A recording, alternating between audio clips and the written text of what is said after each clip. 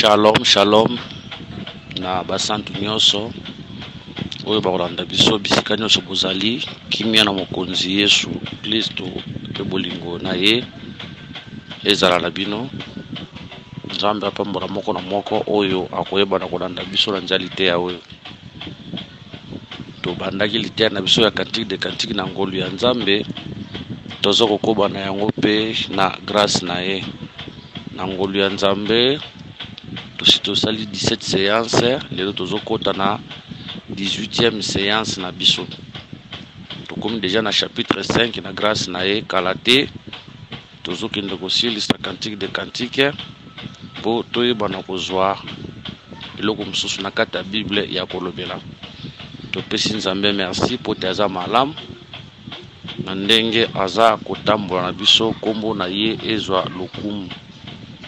Chaque fois tozo pesa ba numéro pona koloba ete soki mituna ezali botuni ba mituna ezali ba numéro ezali plus 243 99 88 77 333 plus 243 84 22 64 114.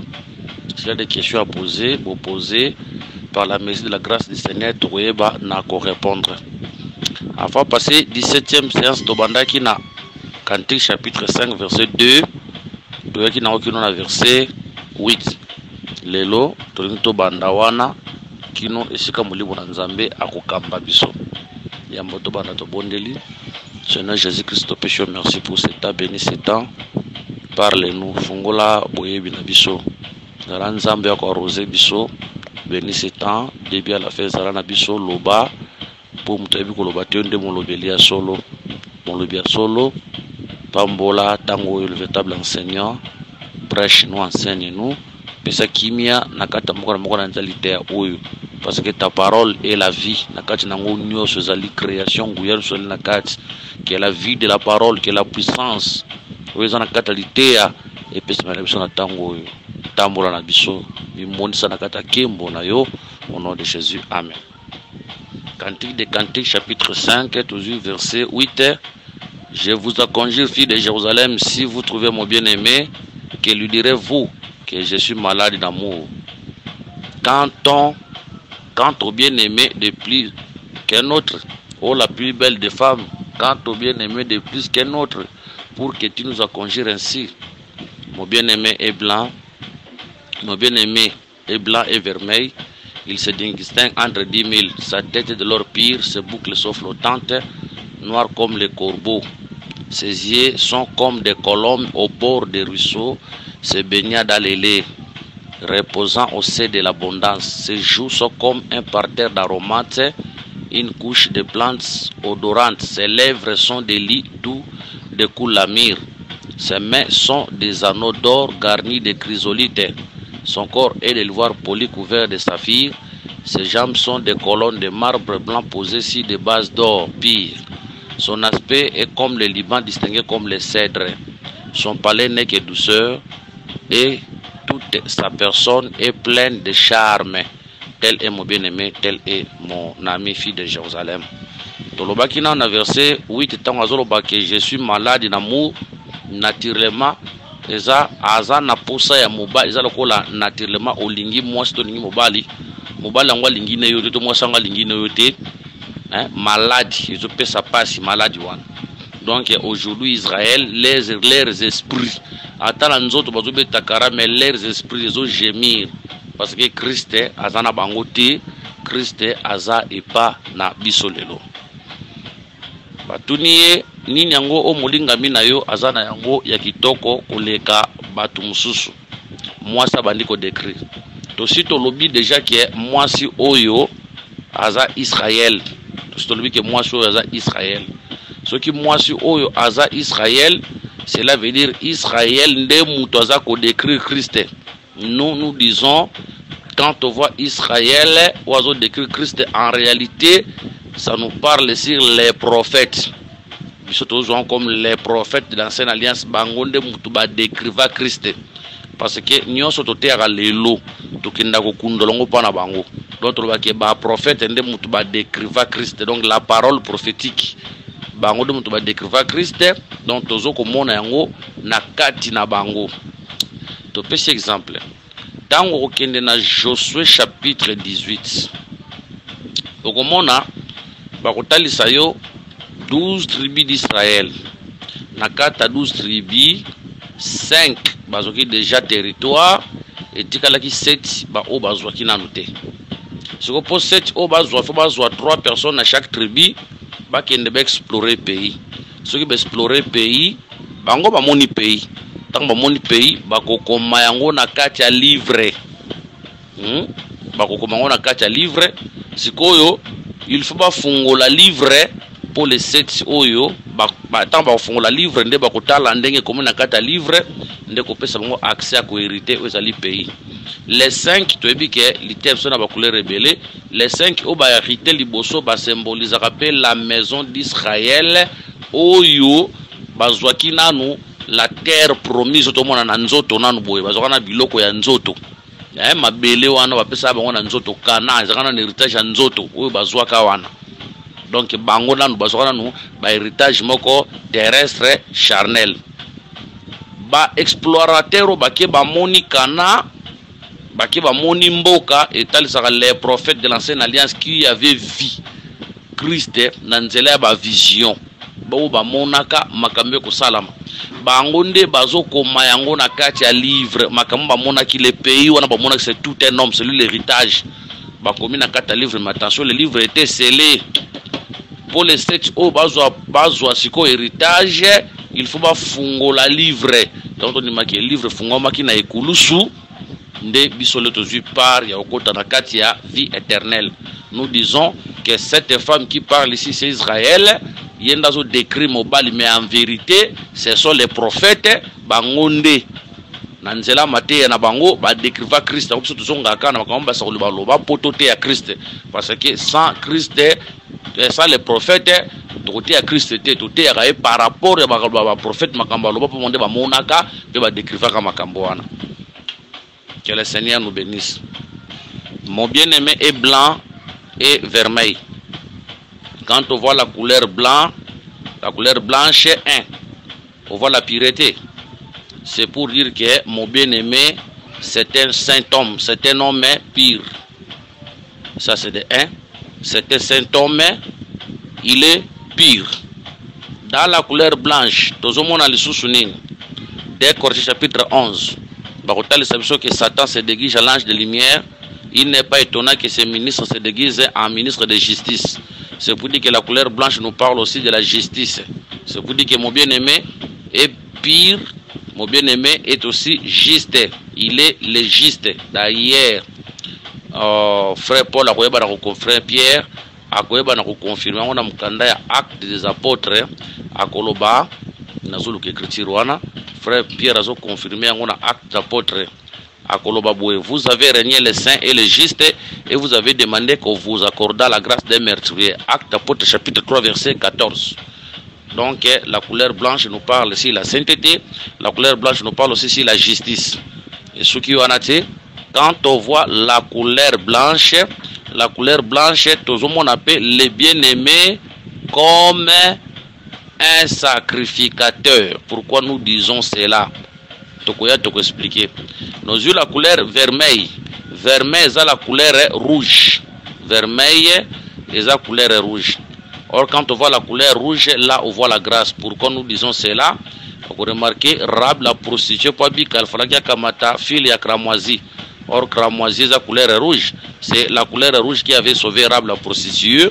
C'est aussi la couleur rouge makila ndeko bikisa Israël.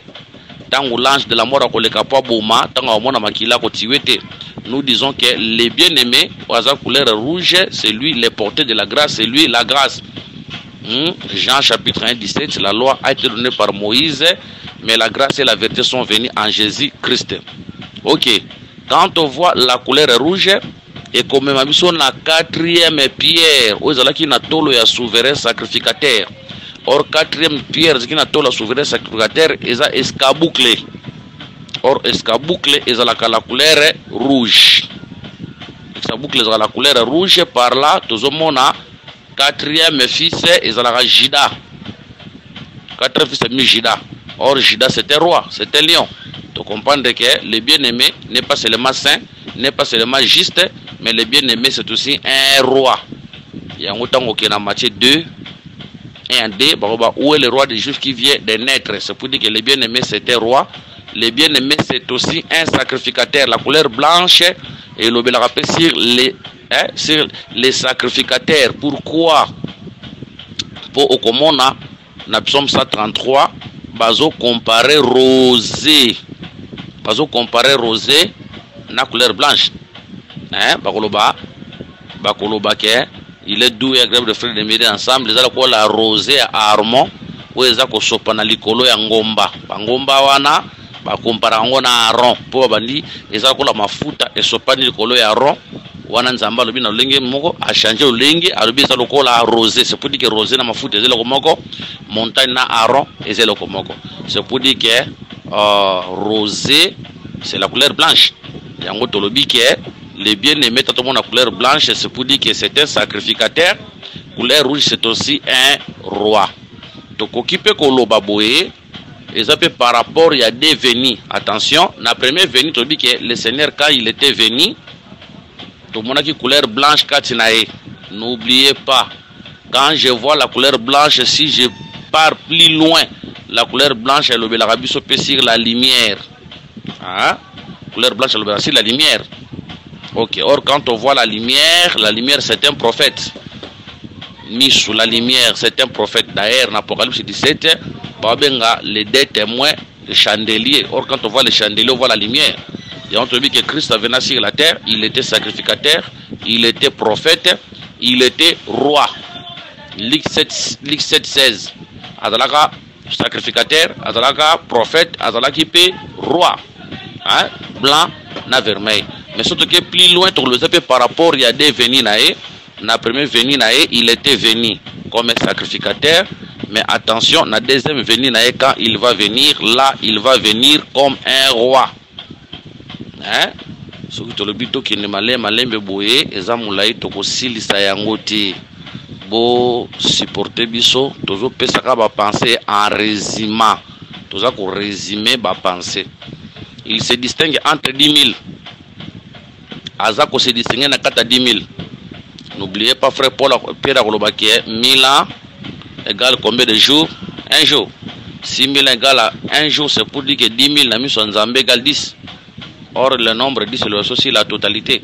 C'est pour dire que Christ a se distingue na kata basakolinyon sur ancienne alliance. Mibalo bazotal sawa et abi basakolinyon sur ancienne alliance. Pour dire que na kata basakolinyon sur ancienne alliance, Christ a se distingue à l'équipe bangonyonso. Hein? Il se distingue. Même les lots, sur le classé Bibal, nous sommes assez à Mabélé, toujours roi, prophète et tous ces gens-là. Christ est au-dessus de tous les prophètes et Christ est au-dessus de tous les rois. Verset 11. Sa tête est de l'or pur. Moutunae, Esaïa or pur. Ezapona kolobake, le bien-aimé est Dieu. Job alors jette ton or dans la poussière et l'éternel Dieu deviendra ton or. Sera ton or. Quand on voit l'or, on voit la divinité. C'est pour dire que le bien-aimé est Dieu. Yango ko remarqué. Colossiens Koloba, de Neuf Koloba, à lui habite corporellement toute la plénitude de la divinité. Yango ko remarqué. Et l'eau que bon Akabe Zalaganine. Akabe, à qui que soit or, azur, argent, nabilamba, a tient à kata tante nae. Et l'eau que bon Akabe Yangwana. N'oubliez pas que Akabe était de la tribu de Juda. Or, le véritable Akab, c'est le Seigneur Jésus. Autant Wazoya, tant Tuana, c'est ça le corps. Dès Corinthiens chapitre 5, sur Otango Kiti, tant Elobela Kalikolo Yanzoto. Nakata tant Akabe, nous trouvons l'argent, les vêtements, et nous, les manteaux, et nous trouvons quoi? L'or. Ngana aussi Mbaga l'or. C'est pour dire que la divinité, Jésus, quand il était venu, tant Wazolo Baki Yena Père Baza Mutumoko, et le Kokubumae Angoana. Donc, Christ, tant Wazo comparé comme la tête d'or. Là, on voit la divinité en Christ. La tête d'or nous parle aussi du roi par rapport à Daniel chapitre 2. Tant au temps, on va présenter Nabucodonosor, Daniel Alobi. Au roi Nabucodonosor, la tête d'or que tu avais vue, les autres ça, l'autorité, les royaumes, la gloire, c'est toi la tête d'or. C'est pour dire que la tête d'or, c'est l'or, c'est les rois, c'est la gloire, c'est l'autorité, c'est la puissance. Où est-ce qu'il n'a qu'à Christ? Quand Christ était venu sur la terre, la gloire, l'autorité, makambwana nyoso. Et zalaki na kati na nazope s'écriture Daniel chapitre 2 verset Daniel chapitre 2 toluki verset Tobanina verset 37 à 38. Ô roi, tu es le roi des rois, car le Dieu des cieux t'a donné l'empire, la puissance, la force et la gloire. Il a remis entre tes mains en quelques lieux qu'ils habitent les enfants des hommes, les bêtes des champs et les oiseaux du ciel, et il t'a fait dominer sur eux tous. C'est toi qui es la tête d'or. Voilà. Toutes ces choses-là, nous ramenons à Christ, parce qu'il y a une véritable or. Ok. Ces boucles sont flottantes, noires comme les corbeaux. Boucle au bazolobela awa eza suki eza suki mais suki ya kokanga. Je te expliquais que quand Christ était venu, suki na ezaki kokanga. Cela veut dire quand on parle de la chevelure, on voit la gloire. C'est pour dire que le Seigneur était venu en Israël, mais il était tout un colis, il était voilé. Voilà pourquoi Israël bakokaki koyeba ete bakoya kososola ete po azalaka voilé. Azalaki nzambe mais azalaki voilé na miso Israël. Israël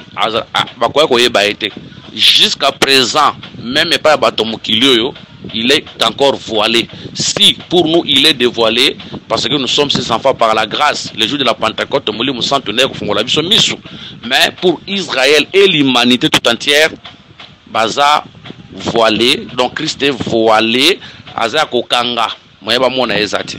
Babi que ces boucles sont flottantes, soukenae, elles ont flotté hein, elles ont ningana. Tolobi ke suki wana elobelaka pe mutu ti suki ezolobela pe mutu ye moko pourtant nzamba azoloba ke suki moko te mutu na mine ko ya suki nzamba pesi yango nzela te. C'est pour dire que suki elobelaka pe vie ya mutu. Hein, Christ avait sur la terre, il était voilé mais flottant, donc abanda ko ningana. C'est ça Christ oyo bazomona lokola Jérémie, lokola Élie, lokola Jean-Baptiste, lokola Esaïe comme l'un des prophètes. Noir comme les corbeaux. Pourquoi seulement bazo zwango noir comme les corbeaux? Ce qu'on a Apocalypse 1, kuna bakotal ça veut dire que azalaki na cheveux à pembe. Apocalypse 1, là on nous parle de cheveux blancs, mais ici on nous parle de cheveux noirs comme les corbeaux. Hein, c'est pour dire que ici les autres ça suki le cola noir royo et tal ça nzambe tanga bombaki gloire nae. La chevelure blanche dans Apocalypse, c'est pour présenter Christ aujourd'hui comme le prédicateur de la justice, le prédicateur de la sagesse infiniment variée de Dieu. Wana lelo. Mais dans l'ombre, quand on voit les corbeaux en vérité, ils ont la couleur noire. Or, vous remarquez, na katia arche, yambunoe atinda kolombe, atinda kanan corbeau. Corbeau nde yakana liboso. Hein? Donc, corbeau ya liboso, c'est le prophète Moïse. Yango tango ke na Exode chapitre 7, Nzambe akosala Moïse Nzambe. C'est pour dire que Moïse azalaka Nzambe, un Dieu signe. Azalaka Nzambe dans l'ancienne alliance. Yango tango zomo na couleur à corbeau, c'est pour dire que Dieu dans la loi, il avait la couleur noire, c'est pour dire qu'il était Dieu qui cachait. Dieu est le Dieu qui se cache. Hein, le Dieu d'Israël, azaki Nzambe abanda komi bomba. Hein, au temps de la loi, Dieu s'est caché. Voilà pourquoi même quand Christ était venu sur la terre, il parlait à parabole. Donc c'était la couleur noire, il s'est caché. Mais aujourd'hui l'église a se dévoilé à son couleur à moïndoté, à comme une couleur ya pembe. Verset 12. Ses yeux sont comme des colombes au bord des ruisseaux. Ba colombe bazalaka pembe hein. Soit dit que ses yeux sont comme des colombes, c'est pour dire que la Silamite avait des yeux blanches. Or les yeux blancs, elle avait les yeux blancs. Or la couleur blanche nous parle sur la lumière, sur la révélation. C'est pour dire que c'est les yeux de la révélation. Donc pour nous misu ya mobali, les misu emoni selito. Voilà pourquoi Christ venu sur la terre, il lisait les pensées des hommes. Donc les yeux comme des colombes, ce sont des prédicateurs, des ministres. Nzamba mona kapena nzela batei. Yango monté à monio qui passe et les autres s'appellent que Nzambe pas que lio passe parce que les colombes sont des envoyés. Balobi que Nzambe a mona kana nzela ya batei. Balobi balaksi bango au bord des ruisseaux. balakisi bango au bord des ruisseaux. Awa sokozongi na Ézéchiel 47 bakolakisa o toza na temple, toza na mai ozo manakati ya temple. Mais mai wana balobi na au bord na yango tout autour nango ezalaki na banzete. Eki na banzete. Le temple eskama ezobima c'est le père. Mai mina kati ya temple c'est le fils. Mais au bord na yango pembeni nango tokuta banzete. Mais awa baotalisa biso pembeni ba colombe. Ce n'est pas compliqué. C'est pour dire que banzete o tokuti pembeni na mai Ézéchiel 47. Na ba colombe o tokuti na Cantique des Cantiques chapitre 5 verset 12 et ont symbolisé la bataille. Les Éphésiens 4 11.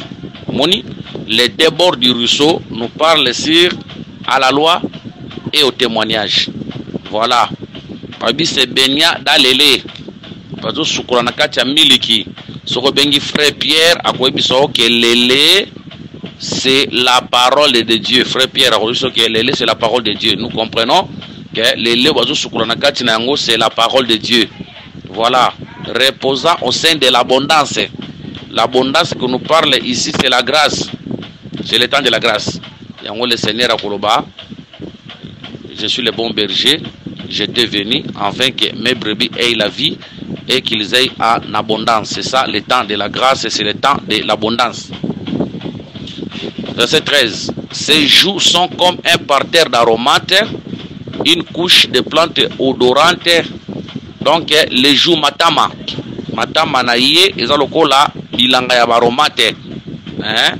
Ezalokola bilanga ya banzete oyo epesaka solo kitoko. Or, les deux joues nous parlent ici les deux alliances. Joue à gauche, c'est l'ancienne alliance. Joue à droite, c'est la nouvelle alliance. Tolobi que les deux joues nous parlent sur les deux alliances. Les deux joues, et Zolo Belabiso, Licolo, il y a deux alliances. Que le Seigneur nous bénisse.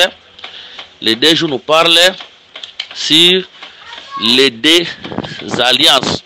Otozokuta banzete ya solo kitoko. Matama nzambe te, nyoso mbaleza les deux alliances, tukuti banzete. Banzete wana batei. Batei ya tongo na batei ya pokwa. O bazo pesa solo kitoko bazo pesa zande malaki o baza ko pesa. Ses lèvres sont des lits. Attention. Ici basali babengango figure de style.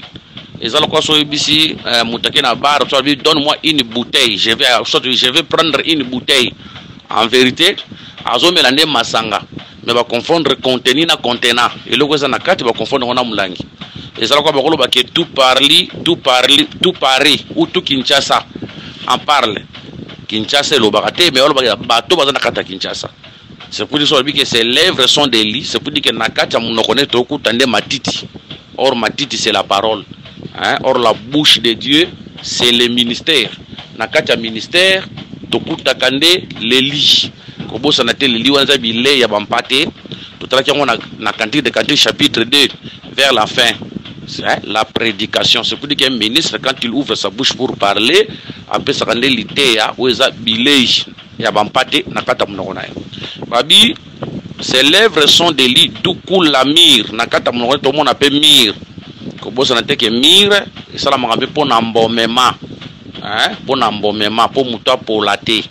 C'est ça, la parole de la grâce qui était venue pour chasser la mort, pour nous donner la vie. Yangoye Soloba qui a dit que l'heure vient où les morts attendront la voix des fils de l'homme, ils sortiront et les suivront. Donc la prédication que nous prêchons donne la vie. Verset 14. Ses mains sont des anneaux d'or, garnis de chrysolites. Celui qui est maboko na ezaba anneau d'or. En vérité, maboko ezaba anneau te maboko meminde ba anneau. Mais ici on compare les anneaux na maboko. Maboko memi ba anneau. Ba comme ça ngoloko moko. Or l'anneau nous parle ici l'alliance. C'est pour dire que les deux mains, les autres les deux alliances, où ils ont garni de chrysolites. Chrysolites sont na Exode chapitre 28 à Kobima 10e Pierre. À Koma 10e Pierre. Ce qui est dans Genèse 49 mutabima na 10e place ezalaka Neftali. Mais ce qui est en ordre de naissance na bango mutabima na 10e place eza mwana mususu. Mais biso toye awa tokie na biso na tolebeza absoluté zandi biso totamboleli. Biso toye na Genèse 49. Awa tomutozui Neftali comme 10e fils de chrysolite. Pour remarquer c'est l'ordre de naissance. Mutabota maka mutaliboso ezalaka Manassé par rapport à Ephraim. Mais c'est l'ordre de bénédiction par Nzambe, mutazola liboso par Nzambe eza Ephraim. Eza Manassé. Or quand on voit Neftali babaki aza une biche à liberté qui profère de belles paroles. Moni les belles paroles wana c'est ça la prédication.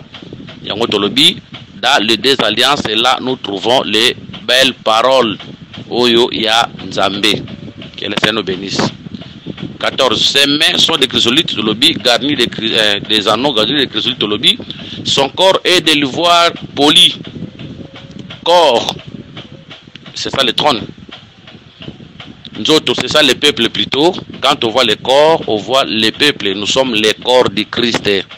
Yango komona Pharaon, asala ki trône moko ya munene ya ivoire. Toni ba ki peuple ya Nzambe, asala kande trône ya Nzambe, esika Nzambe avandaka. Hein? Tout ce monde a peuple en Zambie dans le corps de Dieu c'est l'ivoire. N'oubliez pas que l'ivoire c'est difficile à percer. C'est ça l'église du Seigneur, un peuple solidement fondé où mtakuki na ko embraler en haute où mtakuki na ko renverser peuple en Zambie. Nous sommes les trônes de Dieu. Naturellement ivoire a la couleur blanche, un peuple saint. Nous sommes les saints. Balobi couvert de saphir. Saphir nous parle de la couleur bleue. Saphir a la couleur bleue. Tango que Exode chapitre 24, okomona bakolobaki Moïse amataki na bancien, bamona ki Nzambe na makolo, makolo ya Nzambe ezalaki lokola saphir. Baliaki na Nzambe, Nzambe abetaki libota te. C'est pour dire que la couleur bleue nous parle de la grâce, la couleur bleue nous parle de la paix. Tant mon anzo teneza ivoire ou elatamina ni na couleur bleue, c'est pour dire que c'est un peuple qui a trouvé la paix du Seigneur, c'est un peuple qui a trouvé la grâce de Dieu. Donc c'est nous l'église où toujours trouvé grâce et liboso ya Nzambe. Verset 15. Ses jambes sont des colonnes de marbre blanc. Attention, marbre ezali kotel sabiso nzete moko ya makasi, hein, ezelo mo ya makasi. Tandis que ces jambes sont des colonnes de marbre blanc, toujours ça quelques aspects. Premier aspect, tant toujours mona makolo, oueza makasi, pour bossa nate na Galate, frère Pierre Rolobaki, j'ai monté à Jérusalem pour voir, on a frère Paul pour voir Pierre, Jean qui étaient regardés comme des colonnes. Nous avons compris que makolo ya Nzambe zarape ba makolo ya Nzambe zarape batei. Parce que bangonde ba memaka Nzambe comme la litière va faire déplacer à Nzambe. Eza bongo. Tondimi makolo ya Nzambe ezalaka peuple. Parce que c'est grâce à nous l'église que nous déplaçons notre tambolaka na Nzambe. Makolo ya Nzambe elobelaka pe. Hein? Makolo ya Nzambe elobelaka pe likolo ya des alliances. Et l'obélaka pe likolo ya fondement. Mais mortel c'est biso de marbre blanc. Couleur pembe, hein? C'est la pureté. Posé sur des bases d'or pur. Surtout que makolo ya Nzambe za peuple. Parce que Dieu déplace par nous les peuples. Mais tant on a base d'or pur, quand on voit la base en or, c'est ça la doctrine, c'est la sainte doctrine. On a la sainte doctrine, on a la pureté. So ba benyango base d'or, c'est qui base ya or. C'est pour dire que la sainte doctrine est eloko ko sakana na yango te. La sainte doctrine c'est toute une richesse parce que l'or c'est la richesse. La sainte doctrine c'est toute une gloire, la sainte doctrine c'est toute une richesse. Son aspect est comme le Liban, distingué comme les cèdres. Son aspect comme le Liban, cela veut dire libeta ngomba moulaye, distingué comme les cèdres. C'est pour dire que le Seigneur aza mutu amukusete, le Seigneur aza mutu ya moulaye, aza mbinga. Hein, ici on nous parle de l'élévation de Christ, lui qui est élevé au-dessus de tout. Ça c'est l'élévation de Christ. parce que tant bazolo baké azas pene comme Libanon aza moulaï bongomba aza moulaï libeza moulaï distingué comme les cèdres za kanzeta mukusete cèdres za la kanzeta moulaï. N'oubliez pas dans Ézéchiel chapitre 17 sur verset 1 qui dit na ba 12 ba ko expliquer que cèdres za la roi mobimba, c'est pour dire que le bien-aimé c'est un roi. Son palais n'est que douceur. Palais bazolo beza kacha munoko. Donc son palais n'est que douceur, hein? Palais kacha munoko. C'est pour dire que maloba ozo manakati na c'est ça la douceur. Veut dire maloba ozo manakata munoko nzambe c'est la grâce. Et toute personne est pleine de charme. La grâce que nous retrouvons dans le Seigneur, tout ce que le Seigneur fait, tout le monde a charme, cela veut dire la grâce. Nyonso ya sala ke zalaka malamu. Nyonso nkolo asalaka ezalaka ya malamu na kati ne mabe ezalite. Tel est mon bien-aimé parmi, hein, tel mon bien-aimé fille de Jérusalem. Wana to silsi ko décrit les bien-aimés. Tolobi ke na description ya bien-aimé, tout le monde a les 5 ministères. Pour balobi biso likolo ya miso bien-aimé, balobi biso likolo ya munoko na matama ya bien-aimé, balobi biso maboko ya bien-aimé, balobi biso le corps ya bien-aimé, be batele so makolo ya bien-aimé. Quand on voit les yeux du bien-aimé, là on voit le ministère prophétique. Parce que quand on voit l'œil, la Bible dit que l'œil est la lampe du corps. Or la lampe, on voit un prophète. La Bible dit que Jean était une lumière. Apocalypse 11, on compare les 2 témoins aux 2 chandeliers. Là, quand on parle des yeux, nous voyons le ministère prophétique en Christ. Luc chapitre 7, verset 16. Christ était venu, il était prophète. Quand on voit la bouche et les joues, munoko na matama etal saka beauté à elongi. Là, nous voyons le ministère évangélique. Christ est venu sur la terre, il était l'évangéliste et il est l'évangéliste. Luc chapitre 8, verset 1. Vous connaissez la grâce qui était sur notre Seigneur Jésus, qui allait de lieux à lieux, prêchant la bonne nouvelle et guérissant les malades. Quand on voit les mains, n'oubliez pas que maboko ezalakande serviteur et salamusana kati nzoto. Les mains, c'est les serviteurs du corps. Là, nous voyons le ministère pastoral. Là, nous voyons le ministère pastoral. Christ est venu sur la terre, il était le véritable pasteur. Tous ça, les Écritures, pour nous côté sa Christ, le pasteur. Je crois fier près 1 Pierre 2, 25. Car vous étiez comme des brebis errantes, mais maintenant vous êtes retournés vers le pasteur et le gardien de vos âmes. 1 Pierre 5, 4. Et lorsque le souverain pasteur paraîtra, vous obtiendrez la couronne incorruptible. Quand on voit le corps du bien-aimé, là nous voyons le ministère doctoral. Pourquoi toujours corps le ministère doctoral? Parce que dans le corps, tout le monde a l'organe de l'estomac. Rôle na ezali ya ko broyer biloko pe ya ko distribuer on akata nzoto. Le ministère doctoral, c'était détaillant des choses. Quand on voit les pieds du bien-aimé, là c'est le fondement. Nous voyons le ministère apostolique. Que le Seigneur Jésus-Christ nous bénisse. Par la grâce de Dieu, prochainement, toujours dans le chapitre 6. Nous avons chapitre na 2 parties.